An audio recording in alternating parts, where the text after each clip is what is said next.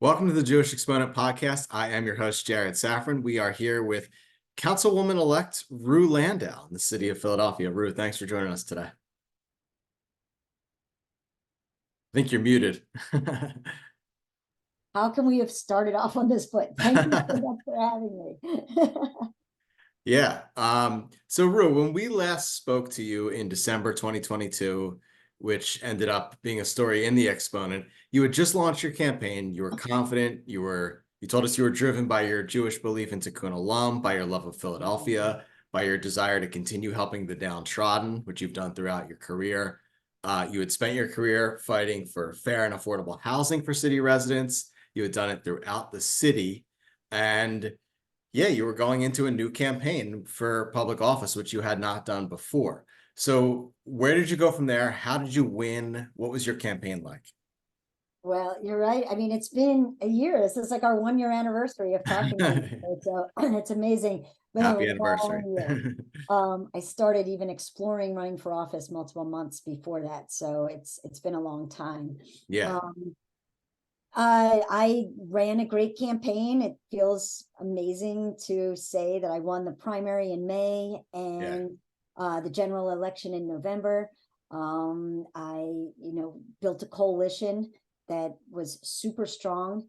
Got endorsements from groups ranging from like labor to social justice organizations to urbanists, to lots of elected officials and others, that just was great and strong and carried me through. I mean, it's a big city, right? So you need a lot of validators, and you need a lot of folks pushing your message, pushing your name, but also really pushing your message and understanding who you are and what you want to do for Philadelphia. And I think I relayed that. So that was pretty incredible. Yeah, it's interesting because you were running for an at-large seat, which means you're not in a specific district. You are running citywide. You're like the mayor in a sense. So how did you approach that? Well, it is, I mean, it's a big city, but luckily I have done work in so many areas in Philadelphia before, whether it was when I was a lawyer at Community Legal Services, representing low-income tenants, or whether it was running two city agencies, the Civil Rights and Housing Enforcement Agencies. I had reason to be in many, many, many different parts of the city. And it was great because I would go out to ward meetings or community meetings, and someone would come up to me and say, hey, you represented me 20 years ago. You helped me save my housing. Yeah. Or somebody who said, you came in and helped to resolve this community dispute. I remember when you spoke to our group. So that certainly helped, that I was not a stranger. But it is a big city, and it's so diverse, and our neighborhoods are diversifying. But there are still many pockets of the city that are unique amongst themselves. And it's just been a pleasure to go and get to talk to people again.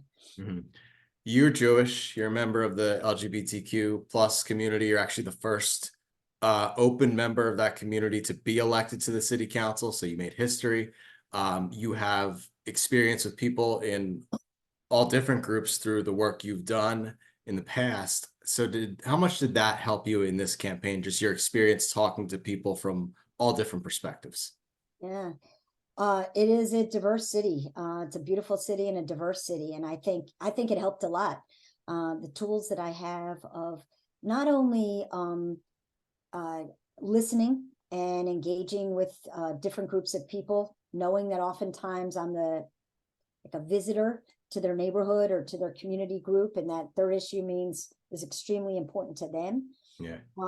But also making connections to help them kind of get the resources they need, or to connect to other folks, is a skill in of itself. So the larger picture, I've done a lot of work with community relations, both resolving conflicts in neighborhoods and bringing people together, but also just making sure to help try to strengthen every block and every community. There are lots of folks in the city. It's amazing if you get out there, how many communities are really not connected to the larger city infrastructure, right? They don't know that there's a program out there that will help them, you know, clean their block, fix this, do whatever. There's a lot of folks who have language access barriers or are fearful of the city. There's so many barriers in a way of folks who don't access everything they should. And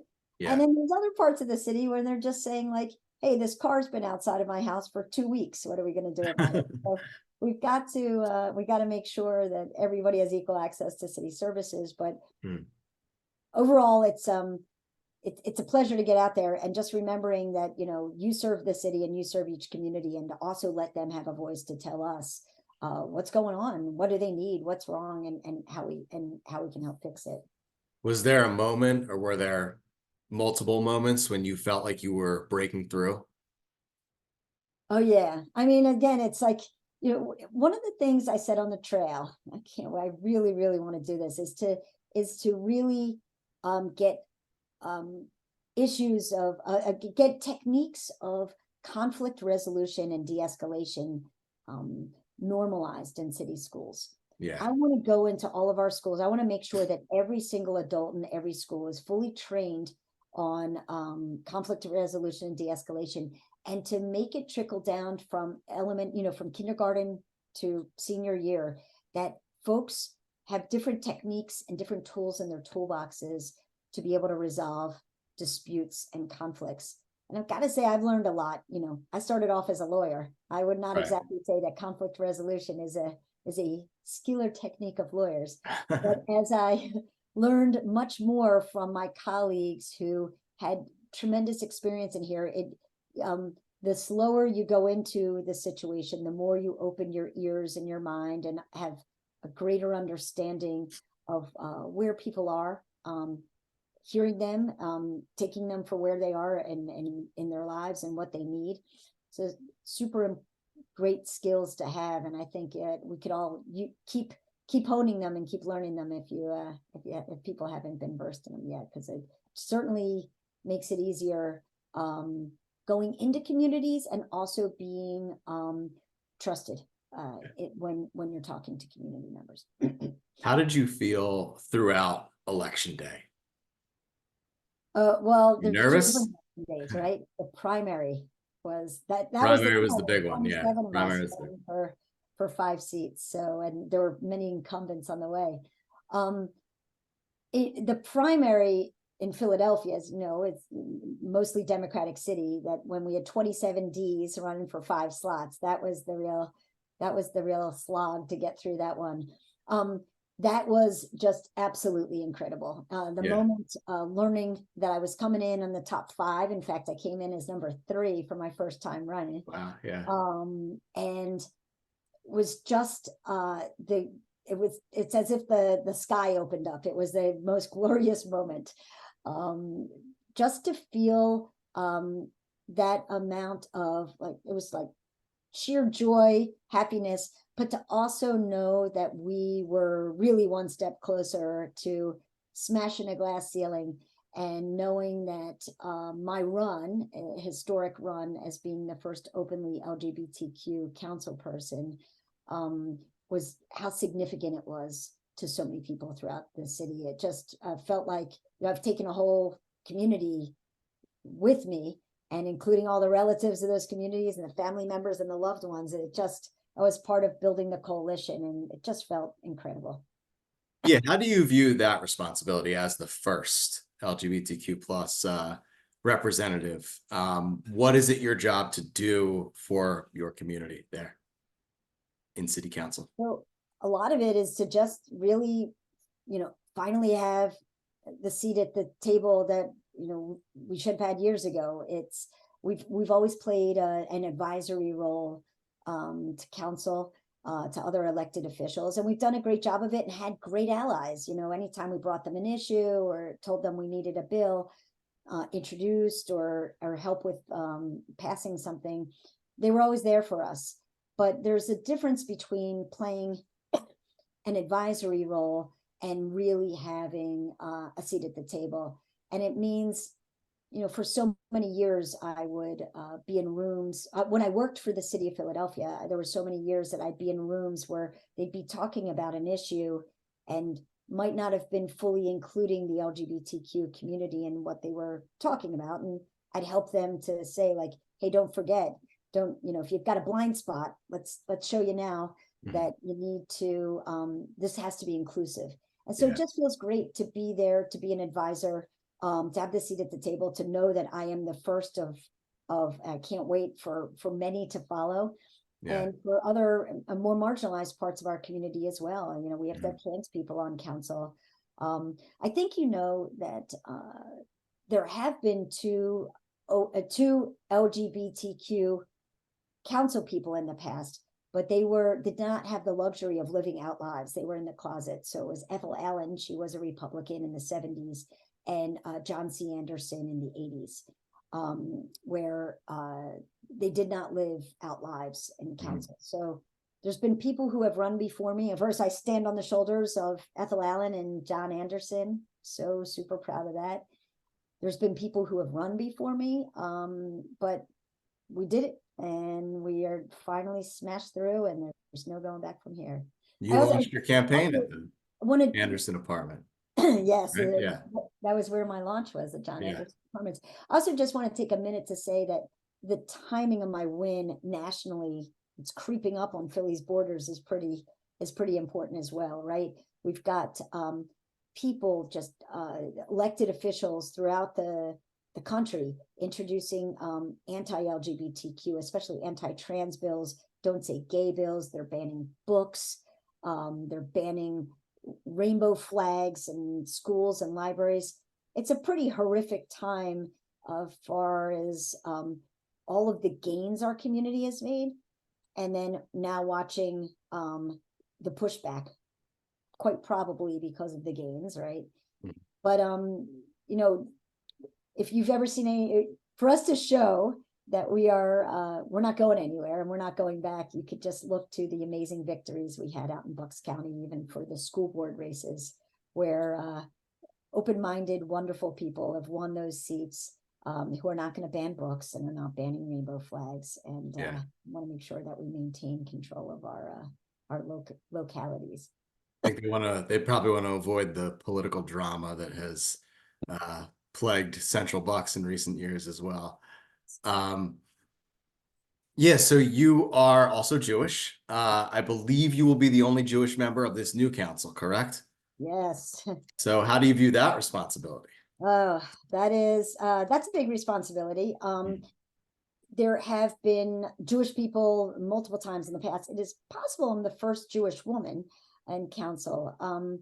But I am all about visibility and making sure that everybody from every community is seen and heard. And that's been pretty much my theme since my time at the Human Relations Commission and on, is making sure that everybody is visible. So, for example, as the only Jewish member, I'm having a Hanukkah party next week. Not usually something that people have. People oftentimes have holiday parties, but I figured this is actually an opportunity. It's going to be a very interfaith event, but it's an opportunity to really just celebrate Hanukkah, bring people together. Going to have a klezmer band and lots of latkes. And I think this is a moment of, I see most things we do, as so long as we're doing them intentionally, as building relationships and bringing people together.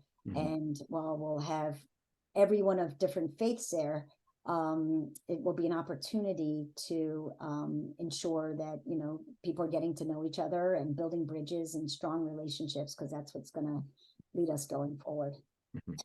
It is a tumultuous time, I would say, for Jewish Philadelphians who live within the city. Obviously, we define that as the suburbs too here at the Exponent, but for ones who live within the city, because of all the anti-Israel protests that we're seeing, including the one last week outside of Goldie, the Michael Solomonov-owned restaurant, Governor Josh Shapiro came out against that, saying it's not right to just target a Jewish business that has little to do with the conflict in Israel. So how would you handle a situation like that as a council member? Yeah, this is actually where my training, my human relations training comes in, I think. It's that, my heart is fully broken from watching all of the horrific acts and the news that's coming out of the Middle East. It is I it can't end soon enough. It's really, really horrific.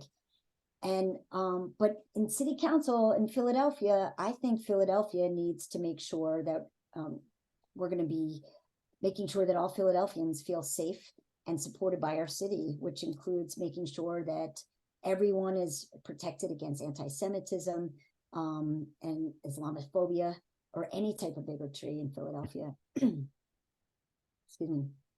How do I'm you a think, yeah, okay. how do you think you can use your position to protect Jews against anti-Semitism in this moment, though? Because it has spiked so much, and we have seen high-profile incidents like that one. Sure has.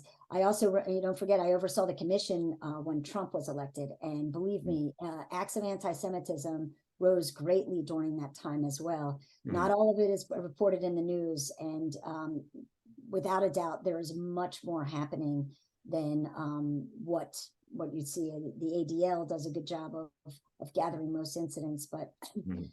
um, to me, one, keeping people as physically safe as possible, enforcing our anti-discrimination laws through the entities that we have, and also making sure that we're calling out acts as we see it.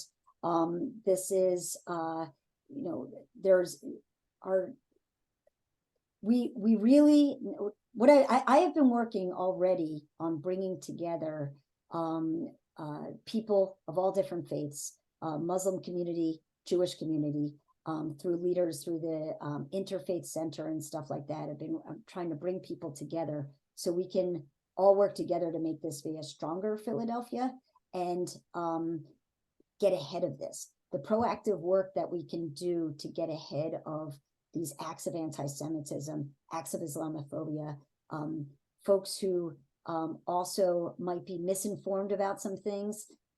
That is the work that we need to do. And that's, historically what happens is we've got international incidents that are trickling into our neighborhoods, right? Mhm. This, I again saw this at the commission from many, many conflicts that are happening in other countries flare up in South Philadelphia, in West Philadelphia, Mhm. happens. And this is happening now too, as well. I think Mhm. it's really important that people understand that, you could be anti folks who don't agree with Israel absolutely should not direct that towards anti-Semitism, right? Should not be anti-Jew, right? There's a difference. Jewish Americans are come from a wide range and a wide background, just the same as Israelis come from a wide range and a wide background. And I don't think I've never been one to paint with a wide brush.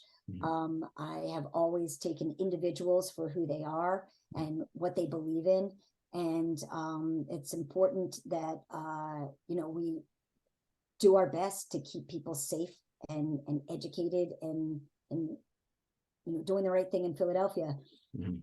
My Jewish values have always been utilized in my work. I've always been somebody who has made sure that we should be working on the tenets of Tikkun Olam. We should be working on healing the world. Yeah. Taking out anger on a one business in Philadelphia is not getting us to solving the conflict. Mhm. This seems like, your Jewish identity was a part of your political identity when we spoke a year ago. It seems like it's going to be an even bigger responsibility than you might have expected, given what's happened in recent months. Do you feel like you're prepared for that? I thankfully have some advisors I go to. That's good. I grew up Reform. I go to a Reconstructionist synagogue. I do not claim to know everything in the world, and I do have a group of advisors who help me. And I do think, again, like we all come from different places on this. Yeah. I talked to some pretty conservative Jewish people recently Mm. who will speak out very passionately against Islamophobia. Yeah. would speak out very passionately about making sure that Palestinians are safe. I, I, I think that we need to adjust our lens when we're looking at this and Mhm. ensure that we are, you know, understanding that we're all individuals with different viewpoints on this. You know, I, for one, want to make sure the one focus I can tell you that I have in city council when I get to city council is to make sure that people are living in Philadelphia safely and that they Mhm. can express themselves and you know that Palestinian Philadelphians feel safe and protected here in Philly just as much as Jewish Philadelphians do as well, and Israeli Philadelphians. Mhm.